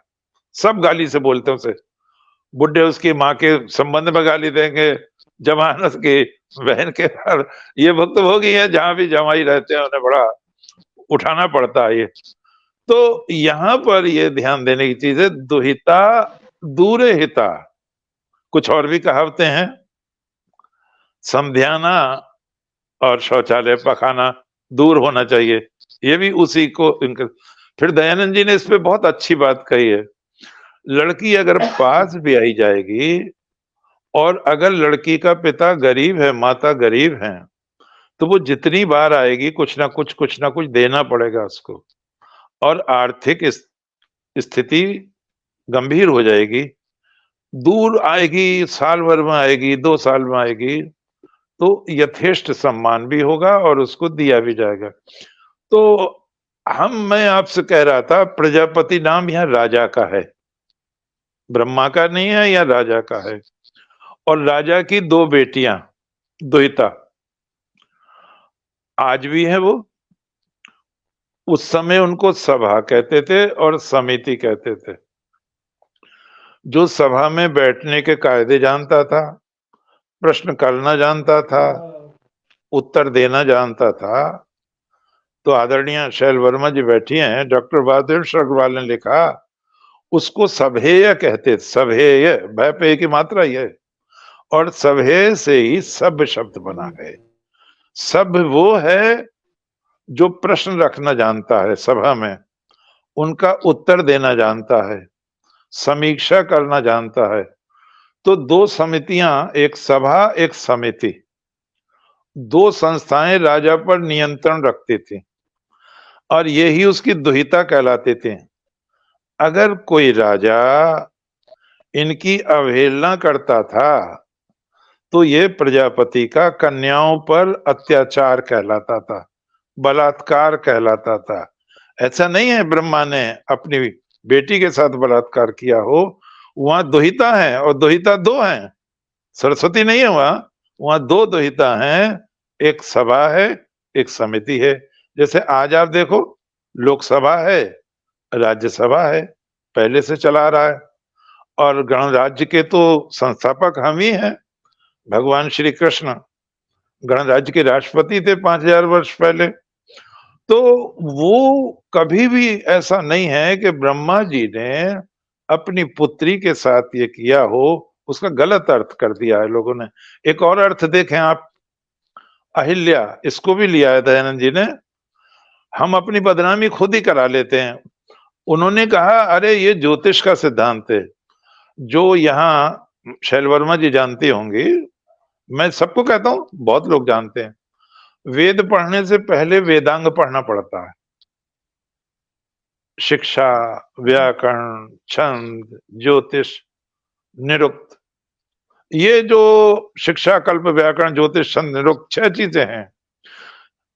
वेदों के कुछ अर्थ तो ज्योतिष से खुलते हैं, कुछ अर्थ निरुक्त से खुलते हैं, कुछ व्याकरण से खुलते हैं, कुछ कल्प से खुलते हैं। वेदज्ञ बनने के लिए 6 चीजों पर मास्टरी होनी चाहिए, अधिकार होना चाहिए। तो ये जो वेद का मंत्र है यहाँ पर, उससे अर्थ खुलेगा। अहिल्या, अह दिन को कहते हैं, और लय माने समाप्ति, अर्थात जहां दिन समाप्त हो, रात्रि। अहिल्या का अर्थ हुआ रात्रि। और अभिसार कर रही है वो किसके साथ? चंद्रमा के साथ। चंद्रमा की रात्रि में शोभा बढ़ती है, रात्रि की, चंद्रमा के प्रकाश में। फिर क्या होता है? सूर्य आता है, तो इंद्र सूर्य है, सूर्य आता है, और सूर्य के आने पर जो चंद्रमा है निस्तेज हो जाता है और रात्रि लीन हो जाती है, समाप्त हो जाती है। तो ये ज्योतिष का सिद्धांत था, इसको लोगों ने गलत समझ लिया।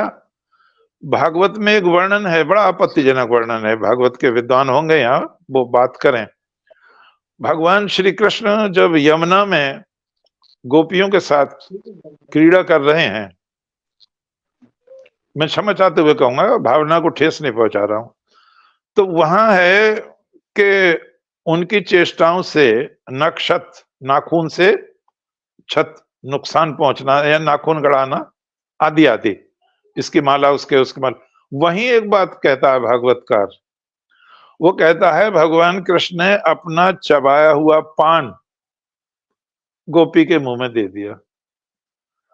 तो जब मैं भागवत पढ़ रहा था तो मैंने वहां लिखा, टिप्पणी लिखी, ये लीला 7वें वर्ष की है और 11वें वर्ष भगवान ने गोकुल छोड़ दिया। मैंने कहा क्या 7 वर्ष का बच्चा पान खाता था? विचारणीय प्रश्न है। देखो कोई भी ग्रंथ हो, जब हमारे पूर्वजों का चरित्र गिराने की बात आएगी, हमें युद्ध करना चाहिए, हमें उसका विरोध करना चाहिए, उसका समर्थन नहीं करना चाहिए। एक बात मैं और यहां कहूं आगे, अहिल्या के चरण स्पर्श किए हैं राम ने और लक्ष्मण ने। जब उधर जा रहे थे तो यह आश्रम पड़ा, भगवान श्री राम ने पूछा गुरु जी से, आश्रम तो अच्छा है लेकिन सूना बहुत है, कोई है नहीं क्या इसमें? तो वो पत्थर की नहीं है अहिल्या, वाल्मीकि रामायण पढ़े, पत्थर की बिल्कुल नहीं है, वो एकांतवास कर रही है वो। तो उन्होंने कहा ये गौतम ऋषि का आश्रम है और अहिल्या इसमें तप कर रही हैं। गए और अहिल्या जी के भगवान राम ने और लक्ष्मण ने चरण स्पर्श की। ठोकर नहीं है, आप मानस में बदल जाएगा, मानस में ठोकर लग रही है, बिल्कुल ठोकर नहीं लग रही, चरण स्पर्श करते हैं, वो आशीर्वाद देती हैं। और अहिल्या के पुत्र शतानंद राज पुरोहित हैं राजा जनक के। तो जब विश्वामित्र जनकपुरी में जाते हैं तो वो पूछते हैं शतानंद जी, रास्ते में मेरी माँ का आश्रम पड़ा होगा, क्या आपने उनके पूर्ण दर्शन कराए बालकों को? बोले हाँ, ऐसा कैसे हो सकता था, मैं उनके दर्शन ना कराता। उनके दर्शन कराए हैं, बच्चों ने उनको प्रणाम किया है चरण छू के और उन्होंने आशीर्वाद दिया है। कुछ कथाएं मूल से भटक जाती हैं और हम तक आते आते वो अपना रूप बदल देती हैं, लेकिन हमें अपनी संस्कृति की रक्षा स्वयं करनी है। मैं एक आध बात यहाँ ये जरूर कहूं कि ये जो पर्व हैं, जो उत्सव हैं, जो त्योहार हैं, ये हमें जोड़ते हैं। आप देख लो कहाँ से जल ले रहे हैं, हरिद्वार से, ऋषिकेश से और ऊपर से कहाँ रामेश्वरम पे चढ़ा रहे हैं, कहाँ रामेश्वर के व्यक्ति की यहाँ साधना हो रही है, कहाँ पूर्व का पश्चिम, पश्चिम का पूर्व। ये जो नस नाड़ियां हैं, तीर्थ नस नाड़ियां हैं, त्योहारों से संस्कृति जीवित है और जब तक हम इनको बनाते रहेंगे संसार की कोई भी शक्ति नष्ट नहीं कर सकती। मुझे सुभद्रा कुमारी चौहान की बात याद आ रही है कि वसंत कैसे मनाया जाए। तो जब हंसी खुशी हो, अपना राज हो, तो रंग हो, पिचकारी हो, गुलाब हो, ठिठोली हो, मस्ती हो, नाच हो, गाना हो। लेकिन जब देश गुलाम हो तो गलवाहें हो या हो कृपाण, तब गले ना मिले, कृपाण होने चाहिए। और उन्होंने बड़े इशारे से कहा है, उन्होंने कहा है भूषण अथवा कवि चंद नहीं, भर दे बिजली वो छंद नहीं, है कलम बंदी स्वतंत्र नहीं। तो कवियों का ये भी दायित्व है बहनों और भाइयों कि वो शासक का मार्गदर्शन करे। अगर वो गलत रास्ते पर जा रहा है उसको सावधान करे। मैंने पीछे बताया है, आज फिर बसंतोत्सव पर उस चीज को मैं याद दिला रहा हूं। हजारी प्रसाद द्विवेदी जी से एक सज्जन ने ये कहा था, भारत की जनता आपको कभी माफ नहीं करेगी। अब अपना तो अपराध दिखता नहीं है। बोले मैंने क्या पाप किया है? बोले ये तो सोचो आप क्या पाप किया है। लेकिन भारत की जनता आपको माफ नहीं करेगी। हजारी प्रसाद जी इतना बड़ा विद्वान, अंतरराष्ट्रीय, बोले और स्पष्ट कर देंगे क्या? बोले हाँ और स्पष्ट करता हूं। भारत की जनता आपको इस तरह क्षमा नहीं करेगी जैसे द्रौपदी ने भीष्म पितामह को क्षमा नहीं किया था। उनका अपमान होता रहा, वैश्या कहा जाता रहा, चीर हरण का प्रयास किया जाता रहा और भीष्म पितामह उठे ही नहीं, बोले ही नहीं। और वो कह रहे हैं कि धर्म की व्याख्या बड़ी सूक्ष्म है और तुम अपने पति से ही पूछ लो, वो भी धर्म के ज्ञाता हैं, धर्मराज हैं। तो ये कायरता हुई। यहाँ भगवान कृष्ण को रखें हम, भगवान कृष्ण क्या कहते हैं? आगच्छेयम अहम द्यूतम अनाहुतो अपि कौरवै। मुझे पता चल जाता यहाँ जुआ होगा, मैं कौरवों के बिना बुलाए आता और सभासदों अनुवर्तेनांच, मैं सभासदों को रोकता, जुआ मत खेलो। अगर वो जबरदस्ती करते तो हन्याम दुरोधरान, मैं उनका वध कर देता। और फिर शब्द हैं मैया गते वीर द्युतम भविता ना ही जीवित सुयोधना। मेरे आने पर या तो जुआ नहीं होता, और जुआ होता तो धरती पर दुर्योधन नहीं होता। तो ये जो कवियों का कर्म है, ये वाल्मीकि रामायण कवि का कर्म है, महाभारत कवि का कर्म है। और आप, मैं, राजेश जी हों, चैल वर्मा जी हों, केतन त्रिपाठी जी हों, रामाधार जी, जो भी लोग सुन रहे हैं, आप जरा ध्यान के देखो, दयानंद हैं, विवेकानंद हैं, गांधी हैं, उससे पहले शिवाजी हैं, महाराणा प्रताप हैं, छत्रसाल हैं। ये इन्हें वीर किसने बनाया है? इन्हें वीर बनाया है महाभारत की कथाओं ने, रामायण की कथाओं ने। इसलिए घास की रोटी भले ही खाई हो, लेकिन संस्कृति पर आंच नहीं आने दी है। ये एक बहुत बड़ी तपस्या है। और मैं कहूंगा मालवीय जी की तरह कि हमें इन त्योहारों में सतत सहभागिता करनी चाहिए। और आज तो मेरे और आपके सामने इतना जबरदस्त प्रमाण है इस बात का। भगवान राम का जन्मभूमि का उद्धार हुआ है, मंदिर बना है, संसार के कोने कोने का व्यक्ति दर्शन को आ रहा है। ये कितना बड़ा, लोगों ने बहुत स्पष्ट कहा है। उन्होंने कहा कि अगर प्रधानमंत्री नरेंद्र मोदी नहीं होते तो आज भी नहीं होता। कुछ इस चीज सुन लो आप। कई लोग जो जेल खाने में होते, हम राजनीतिक आदमी नहीं हैं, लेकिन दिखता तो है, जो जेल खाने में होते, जिन्होंने नकली नोट चलवाए, जिन्होंने डबल ढंग से मुद्रा बनवाई, जिन्होंने राष्ट्रद्रोह किए, जिन्होंने कहीं चोरी की, डकैती की, ब्लैकमेलिंग की, लाखों लाखों करोड़ रुपया है, वो आज जमानत पर है। और कब से जमानत पर है? कोई 20 साल से, कोई 30 साल से, कोई 40 साल से। और एक तरफ आप रात में 2 बजे कोर्ट खोल रहे हो। वो किसकी वजह से खोल रहे हो?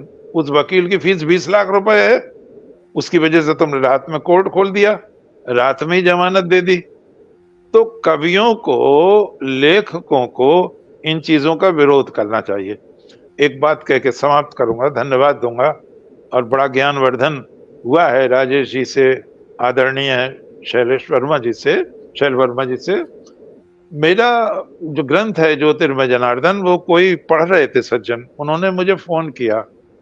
उस समय मायावती मुख्यमंत्री थी। बोले आपको डर नहीं लगा लिखते हुए? मैंने क्या? बोले आपने इसमें मायावती का नाम दिया है। तो मैंने कहा कहाँ दिया है, वो पता है आपको? बोले हाँ। भगवान श्री कृष्ण की शिक्षा है। और देखो, मां सरस्वती, इसका उच्चारण कैसे करना है? अनद्वेग करम वाक्यम, प्रथम शर्त है, जब भी मुंह खोलो ऐसा बोलो जो दूसरे को बुरा ना लगे, उत्तेजना फैलाए। लेकिन झूठ मत बोलो, सत्यम सत्य बोलो, प्रियम प्रिय बोलो। फिर और शर्त रखी है भगवान ने, हितम, सुनने वाले का कल्याण हो, अन्यथा मौन रहो। बहुत बड़ी बात कही भगवान ने, अन्यथा मौन रहो। तो मैंने उदाहरण दिया था उस समय का, टिकैत जी ने, राकेश टिकैत के पिता ने, महेंद्र टिकैत जी ने कोई बात कह दी थी, मुख्यमंत्री मायावती थी, उन्होंने छावनी बना दी उसको, और बड़ा संकट आ गया। और ये अब भी हो रहा है, देखो दिल्ली में, और पीछे कितने महीने तक ऐसा होता रहा। ये दुरुपयोग हो रहा है सत्ता का। तो उसमें ये चीज आई,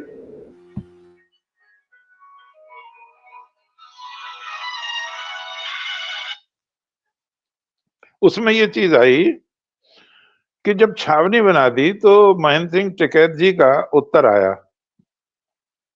कि मारी तो बेटी दाखिल है, मारी जवान फिसल गई थी और माफी चाहवा है। बात खत्म हो गई, माफी मांग। लेकिन मैंने वहां लिखा, टिकैत जी ने तो माफी मांग ली, लेकिन मायावती जी ने तो आज तक माफी नहीं मांगी। उन्होंने भारत के सबसे बड़े आदमी, जिसे हम राष्ट्रपिता कहते हैं, गांधी जी को शैतान की औलाद कहा था। ये मैंने उसमें लिख दिया था। तो इससे वो घबरा गए थे, तो आप लेखक हैं, आप कवि हैं, हमारा और आपका ये भी दायित्व है, अगर राष्ट्र को कोई हानि पहुंचा रहा है, संस्कृति को कोई हानि पहुंचा रहा है, आप रोकें उसे, आप टोकें। अगर आपने अभी पीछे का देखा हो हाल, तो एक सज्जन, उनका नाम ना लेंगे, वैसे ही बहुत बदनाम है वो, तो वो तारीफ कर रहे थे अल्लामा इकबाल की। अब अल्लामा इकबाल को थोड़ा बहुत, राजेश जी हमने भी पढ़ा है, वो बहुत तारीफ कर रहे थे। लेकिन राजा भैया ने जवाब दिया खड़े होके, और मुझे लगा इस आदमी की कितनी नॉलेज है भाई, कमाल नॉलेज है। उन्होंने कहा, अल्लामा इकबाल ने जो ये कहा है, आप इसको बार बार कोट करते हैं, सारे जहां से अच्छा हिंदुस्तान हमारा। आगे क्या कहा है वो भी बताओ। हे आबरूद गंगा, है दिन याद तुझको, तेरे किनारे उतरा कारवां हमारा। तुझे वो दिन याद है जब लुटेरों का कारवां तेरे गंगा के किनारे उतरा? लुटेरे ही तो थे, लूटने ही तो आए थे ये सब। तो बोले ये है देशभक्ति। देखो, कोई राजा भैया ही पकड़ेगा या राजेश से कभी पकड़ेंगे, शैलेश जी जैसे, स्मिता जैसे, उन्हें टोकना तो चाहिए। एक बात और की उसने, मजहब नहीं सिखाता आपस में बैर रखना, मजहब ही तो बैर रखना सिखाता है। मजहब ने देश बांट दिया, टुकड़े कर दिए। धर्म नहीं सिखाता, धर्म का पर्यायवाची शब्द नहीं है कोई, सारे विद्वान इस बात को जानते हैं। फिर वो और गड़बड़ करता है। फिर क्या गड़बड़ करता है? हिंदी हैं हम, वतन है हिंदुस्तान हमारा। क्या हिंदी से हिंदुस्तान बना है या हिंदू से हिंदुस्तान बना है? मजहब उसके यहीं आड़े हाथ आ गया। वो हिंदू नहीं कह सका, उसने हिंदू का हिंदी से काम चलाया। और फिर आप देखें, राजा भैया ने एक बहुत बड़ी बात कही। अब ये इतिहास की बात है, अब हम लोग तो ईश्वर की कृपा है इसमें बहुत रात दिन घुसे हुए हैं। उन्होंने ये कहा, इससे आगे क्या लिखा वो भी पता है। उन्होंने लिखा है, हम जिस सुराही की शराब पीते हैं वो भारत की ही मिट्टी की नहीं है, चीन की भी है, मिस्र की भी है, रोम की है। और हमारी निष्ठा देश के साथ नहीं है, हमारी निष्ठा मजहब के साथ है। जिन्ना को इन्होंने ही प्रेरित किया था देश बांटने के लिए।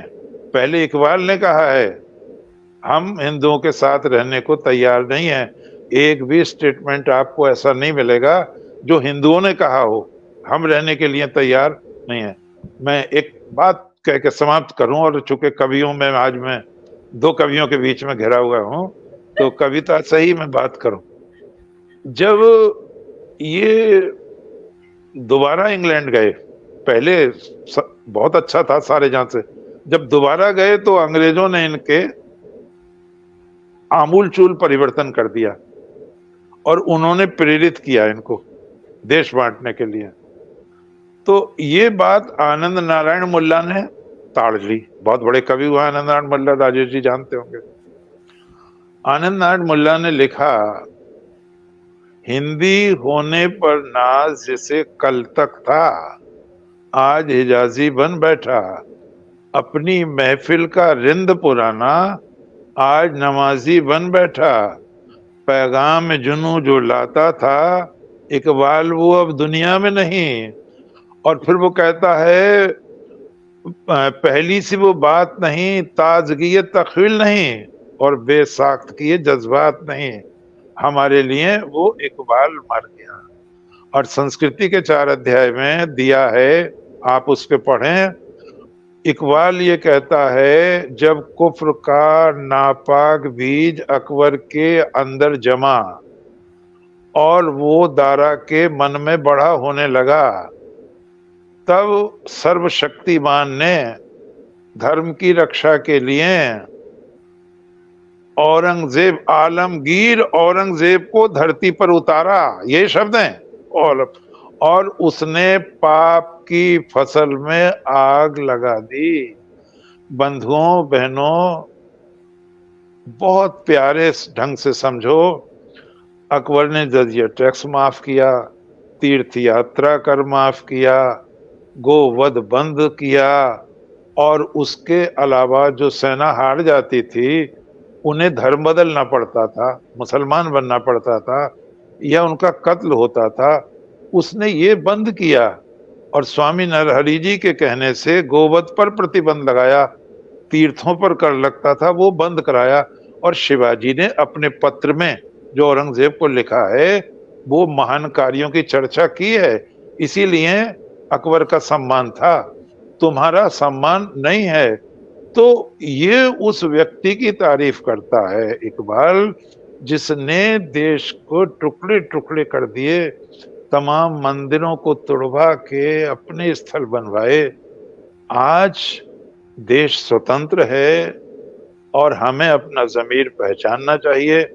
आप लेखक हैं, आप कवि हैं, आप सेवक हैं, गवर्नमेंट में हैं, कहीं भी हैं, हमें अपने विचारों में पवित्रता रखनी चाहिए, देश के प्रति वफादारी होनी चाहिए।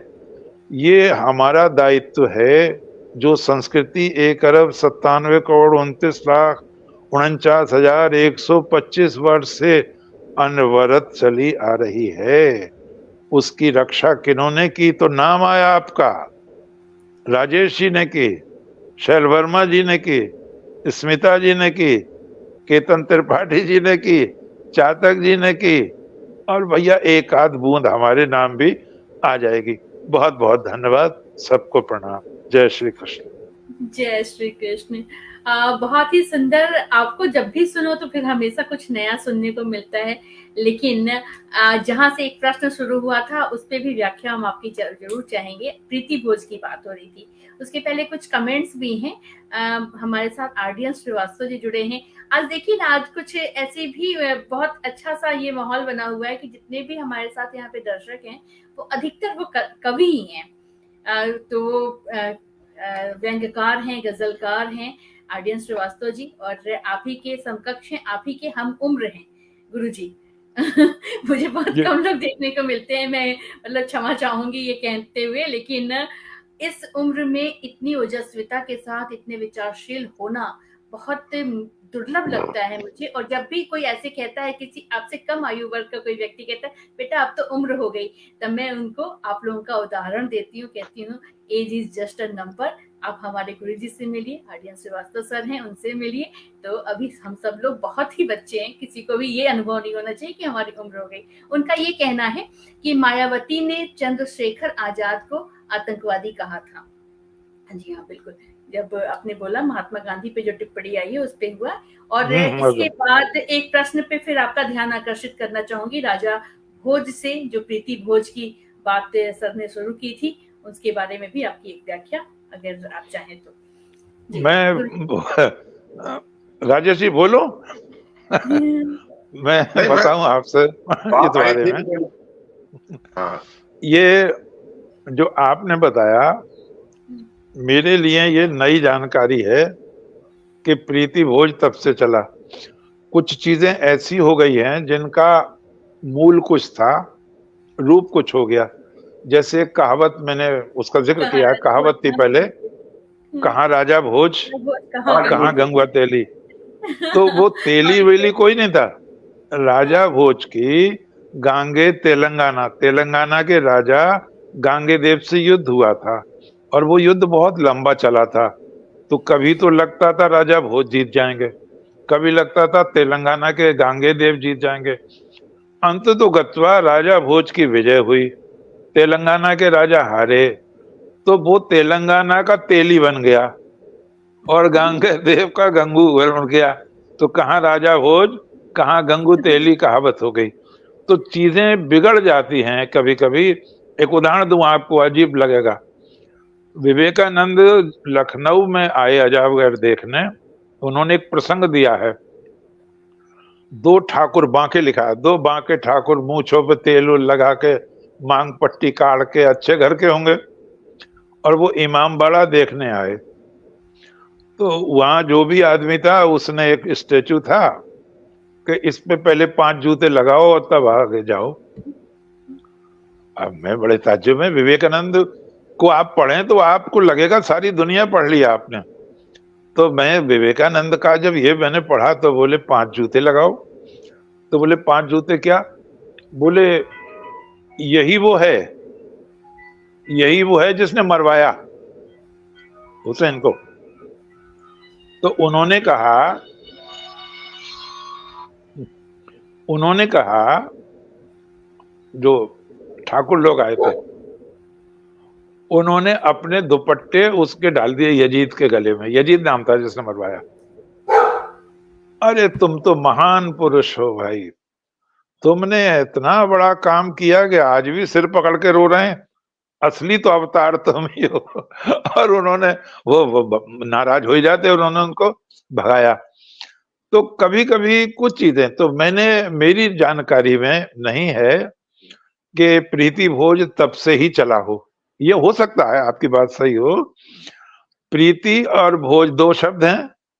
जो भी प्रेम से खिलाए, मुझे भगवान कृष्ण की याद आ रही है। अर्जुन, उन्होंने कहा दुर्योधन ने, आप शयन तो करेंगे दुशासन के महल में, वो ज्यादा सुंदर था, और आप भोजन मेरे साथ करेंगे। तो भगवान ने दोनों बातें मना कर दी, ना तो भोजन करेंगे तुम्हारे साथ, ना दुशासन के महल में शयन करेंगे। उसने कहा क्यों? तो भगवान ने कहा भोजन दो स्थिति में किया जाता है, या तो प्रेम हो या कोई आपत्ति पड़ गई हो। न च संप्रिय से राजन, न चैव आपदगता वयम। प्रेम तो तुम नहीं करते, न च प्रिय से राजन, प्रेम तो तुम नहीं करते, आपत्ति में हम नहीं हैं। तो मैं समझता हूं कि प्रीति भोज को आप भगवान कृष्ण से भी लगा सकते हैं। राजा भोज से तो 4,500 वर्ष पहले हुए हैं भगवान श्री कृष्ण, तो वो भी प्रीति की बात कर रहे हैं। और एक बात बहुत अच्छी बात बताई आपने। फिर बहुत सारी बात ऐसी होती हैं कि अगर आपने कहा कि मालवीय जी ने कहा कि हमने कुंभ मेला एक आने में कर लिया, हाँ, तो ये बातें सही होती हैं। इसका प्रत्यक्ष प्रमाण इसमें राम मंदिर है। हाँ, 55,000 करोड़ आ गए, 900 करोड़ की डिमांड थी, 55,000 करोड़ आ गए, और पूरा पैसा इस समय बढ़ के 60,000 के पार कर गया है, और मंदिर जो बन के तैयार हो गया है बिना एक पैसा लगे। तो कितने साल पहले का मालवीय जी का वो एक आने में कुंभ, और आज का ये। हाँ, और इसका बिल्कुल सही। और इसका असर इतना अच्छा पड़ा कि आज मैंने एक दोहा लिखा था कि सनातनी हिंदुत्व की ऐसी उपजी छाप कि दुबई में भी बन गया मंदिर अपने आप। तो बताइए कि सुंदर सुंदर, तो बहुत बढ़िया, बहुत बढ़िया था। मैंने भी आपने व्याख्या की कि गिद्ध के ऊंचे उड़ने का कौशल है और उसकी दृष्टि जो है, तो इस पर मैंने लिखा था कि भले ताड़ने में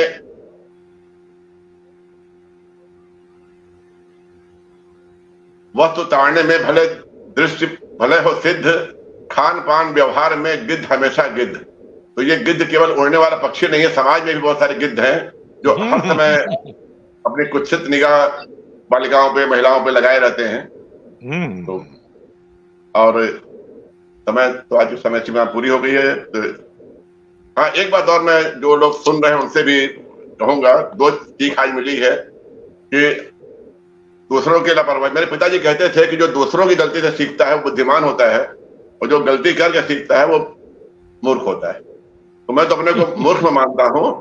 लेकिन जो लोग इस कार्यक्रम को सुन रहे हैं, देख रहे हैं, अगर आप कोई कविता लिखते हैं तो कौन सी कविता आपकी आचार्य जी के अनुसार वो अमर हो जाए, ब्रह्म वाक्य हो जाए, तो उसको सहेज के रखिए। क्योंकि चल वर्मा जी, मैंने भी स्वीकारने में कोई हर्ज नहीं है कि 48 साल में कहाँ कहाँ रहा होऊंगा मैं, तो कब कहाँ कौन सी डायरी मिली, जो सामने पड़ा उसमें वंदना लिख दी। तो कोई एक डायरी कंटिन्यूअस नहीं चली है पूरे 5 दशक तक, तो इसे संभालना चाहिए जो लिखा है उसको। एक जानकारी मैं देना चाहूंगा राजेश जी, आगामी जो भाषण होगा वो सबके मतलब का होगा, वो बच्चे से बुढ़े तक का, स्त्री पुरुष। भारतीय साहित्य में राधा, भारतीय साहित्य में श्री राधा। तो ये बड़ा अच्छा लगेगा, शोधपरक होगा और बहुत सी चीजें लोगों को पता चलेगी। बिल्कुल। और ये एक ऐसा विषय है ना कि जब से मैंने आपके द्वारा ये जाना कि राधा जो है एक काल्पनिक है या उस समय नहीं थी, मैं इतनी ज्यादा कंफ्यूज हूँ ना इस पूरे के पूरे इस विषय को लेकर के, और अभी तक मैं अपने आप को संयमित नहीं रख पाती हूँ कि मैं किसको सच मानूं, क्या मानूं, किन भावनाओं को। नहीं, मैं एक थोड़ा संभलो, मैं राधा जी को काल्पनिक नहीं कह रहा हूँ, मैं राधा जी की कृष्ण के साथ संगति कैसे हुई ये कह रहा हूँ। क्योंकि महाभारत में कोई संकेत नहीं है राधा का, भागवत में राधा का कोई संकेत नहीं है, विष्णु पुराण में कोई संकेत नहीं है, हरिवंश पुराण में नहीं है। तो राधा जी को आगे तो लेंगे, आज तो एक ही बात कहते हैं। राधा जी को जो बहुत ज्यादा डेवलप किया है वो ब्रह्मवैवर्त पुराण ने किया है, और इसको जो सबसे पहले लिखा है वो बंकिम चंद्र चट्टोपाध्याय जी ने लिखा है, और उनका ग्रंथ है श्री कृष्ण चरित्र। अब तो राजपाल एंड संस ने छाप दिया है उसको, नया संस्करण, आप उसको पढ़ें। और फिर मैं आपकी सेवा में रहूंगा ही, बहुत सी चीजें बताऊंगा, फिर आप मुझसे पूछना, आप मेरे कान पकड़ना अगर मैं कहीं गड़बड़ कर जाऊं तो बहुत अच्छा विषय रहेगा।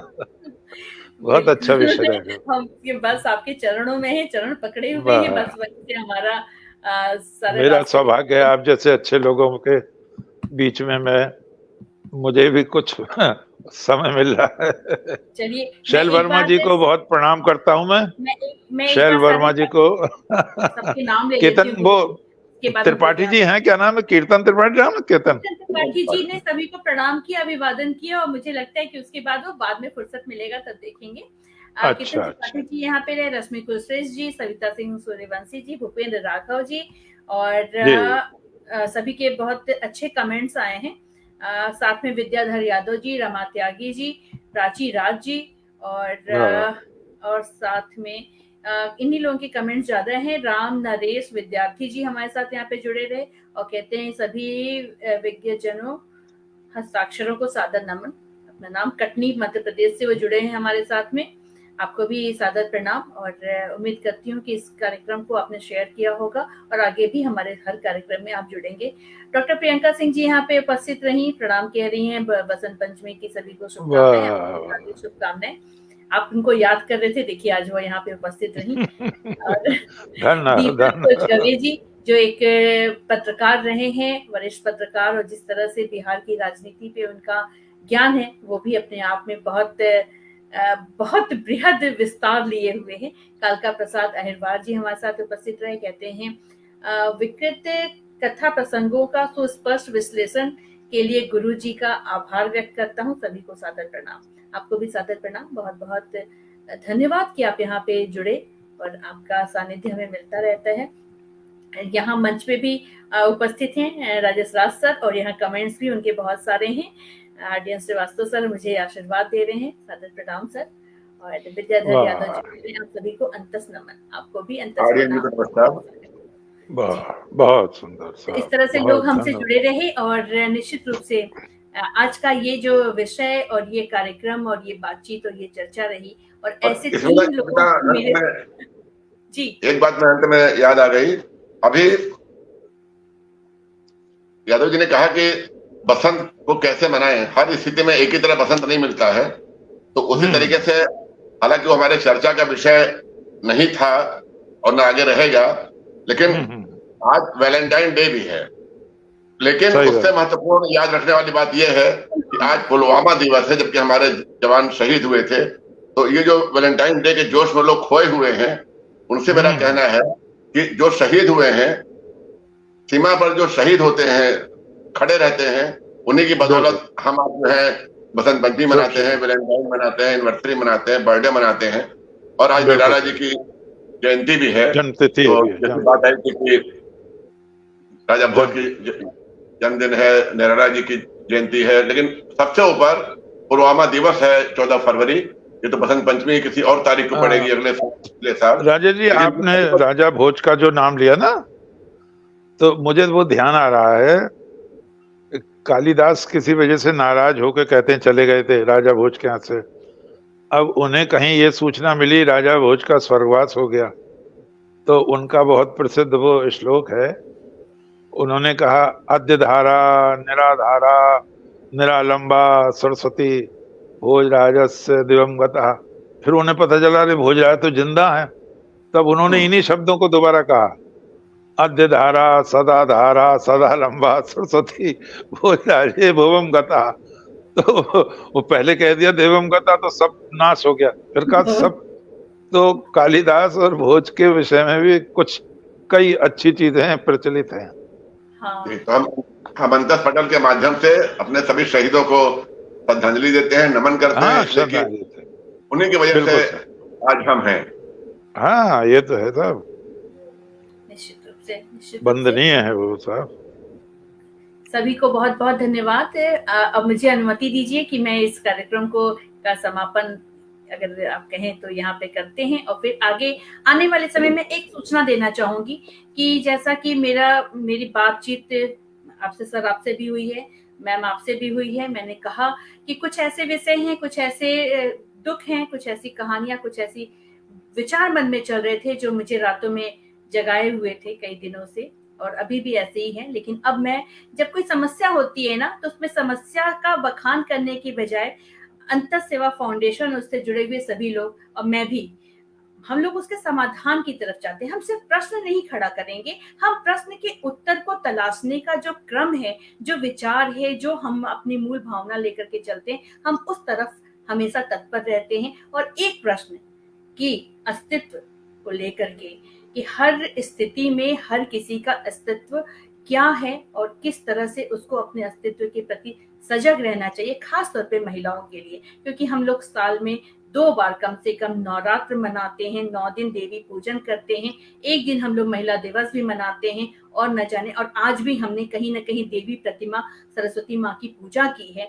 ऐसे में अगर एक महिला कहीं प्रताड़ित हो रही है, कहीं उसकी आंख से आंसू गिर रहे हैं, कहीं उसके अस्तित्व पे प्रश्न चिन्ह खड़ा है, पूरा जीवन जिसने अपने परिवार को समर्पित कर दिया, बावजूद उसके पैरों के तले अगर जमीन खींच ली जाए, तो हम कहीं न कहीं, हमारा समाज कटघरे में है, प्रश्न चिन्ह के साथ है, और अब उसका समाधान ढूंढने का एक प्रयास अंतर सेवा फाउंडेशन करेगा। तो इस शुक्रवार को रात में 8 बजे बात मुलाकात के कार्यक्रम में #अस्तित्व मैं कौन मेरा वजूद क्या, इस कार्यक्रम को अवश्य देखिएगा, क्योंकि हम इसमें एक वरिष्ठ सलाहकार, एक एडवोकेट के साथ में बात करेंगे, श्रीमती सीमा वर्मा जी, जो भोपाल में हैं, और इस तरह के केस, इस तरह की बातों को और महिलाओं को लेकर के हमारी धाराओं में क्या है, उनके अधिकार क्या हैं, इन बातों को हम लोग उठाएंगे और बहुत अच्छी जानकारी मुझे मिलेगी। और खास तौर पे उन लोगों को भी बोलना चाहूंगी कि जो अपनी समस्या अपने नाम से नहीं देना चाहते। मैं समझती हूँ कि बहुत सारी समस्याएं होती हैं, लोग क्या कहेंगे सबसे बड़ा प्रश्न होता है। तो ऐसे में एक नंबर आप लोगों को यहाँ पे शेयर किया जाएगा, आप उस नंबर पे व्हाट्सएप पे अपना प्रश्न भेजिएगा, आपकी पहचान गुप्त रखी जाएगी, लेकिन आपकी समस्या का समाधान। राजेश जी की आज्ञा हो तो मुझे एक बात याद आ गई, अल्ताफ हुसैन हाली का, उसने लिखा है, वो दीन हिजाजी का बेबाक बेड़ा निशा जिसका अक्साए आलम में पहुंचा, मज़ाहम हुआ न जिसका, ना उल्जम जिसका, ना अम्मा ठिटका, किए पे सिपर जिसने सातों समुंदर, वो डूबा दहाने में गंगा के आकर, रहा शिरक बाकी न बहमो जमा में, वो बदल गया आके हिंदुस्तान में। वो स्वीकार करता है कि भारतीय संस्कृति की जीवटता के सामने हमारी संस्कृति पराजित हो गई है, और इसको जीवंत रखने में आप जैसे कवियों का हाथ है। बहुत धन्यवाद। बहुत बहुत धन्यवाद। सभी को बहुत बहुत आभार व्यक्त करती हूँ, सभी दर्शकों का आभार व्यक्त करती हूँ। और अभी हमारे साथ यहाँ पे ज्योत्सना सक्सेना जी जुड़ी हैं, आपका भी बहुत स्वागत है। कृपया इस कार्यक्रम को पूरा देखिएगा, और आगे की कई कार्यक्रमों में आप जैसे लोगों की उपस्थिति मुझे लगता है कि होनी चाहिए, और बस आपका साथ मिलता रहेगा तो बहुत कुछ करेंगे। सर इजाजत दीजिए, मैम जय जय जय हो, धन्यवाद, सबको प्रणाम, बसंत पंचमी की सभी को बहुत शुभकामनाएं। बहुत बहुत बहुत बहुत बहुत बहुत प्रणाम साहब। जय श्री कृष्ण।